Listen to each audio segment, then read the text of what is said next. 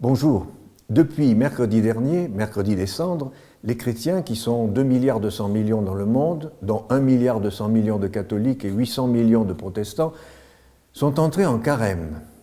Je ne suis pas certain que les médias en feront état, comme c'est le cas pour le Ramadan, tant mieux pour les musulmans et dommage pour les chrétiens. Le mercredi des Cendres, les chrétiens sont invités à jeûner, remplacer un copieux repas par un bol de riz par exemple. Cela non pour se priver d'un plaisir dans un esprit masochiste, mais pour faire don de l'argent économisé à des associations qui viennent en aide aux plus défavorisés. Cela en fidélité au Christ qui invite au partage et aussi dans une démarche de conversion.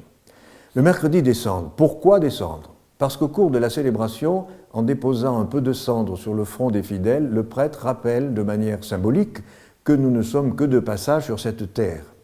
Lors de mon homélie de ce mercredi soir, j'ai proposé un jeûne inhabituel. J'ai invité les fidèles à faire un jeûne de paroles inutiles, des paroles injustes, des paroles agressives, des paroles calomnieuses, des paroles qui tuent. Parole, chantait Dalida. Que chanterait-elle aujourd'hui où les paroles venimeuses ne sont plus seulement semées dans le vent qui souffle autour de soi, mais emportées par le cyclone de la planète Internet. Écoutez cette anecdote que l'on attribue à saint Philippe Néri. Une dame, ayant entendu parler des dons exceptionnels de confesseur de saint Philippe Néri, alla le trouver pour se confesser. Elle avouait un travers dans lequel, reconnaissait-elle, elle tombait fréquemment, celui de dénigrer trop facilement les autres et de ne pas parvenir à retenir sa langue. Saint Philippe, avant de l'absoudre, lui prescrivit une pénitence qui ne fut pas sans l'étonner.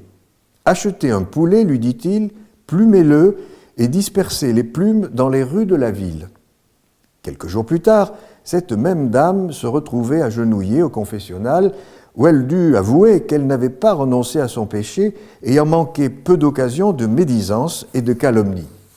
Philippe Néri s'empressa de vérifier qu'elle s'était bien acquittée de la pénitence de sa confession précédente, et comme il reçut une réponse affirmative, il lui prescrivit sa nouvelle réparation. « Eh bien, ma chère dame, cette fois-ci, comme pénitence, vous allez revenir dans les rues de la ville où vous avez jeté les plumes du poulet et les récupérer une à une. » Ainsi, saint Philippe Néri lui fit comprendre qu'il était impossible de rattraper les paroles venimeuses qu'elle répandait autour d'elle.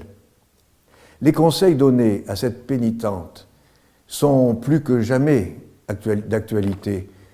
Et je vous conseille de lire à ce propos, si vous avez une Bible, le chapitre 3 de l'Épître de saint Jacques.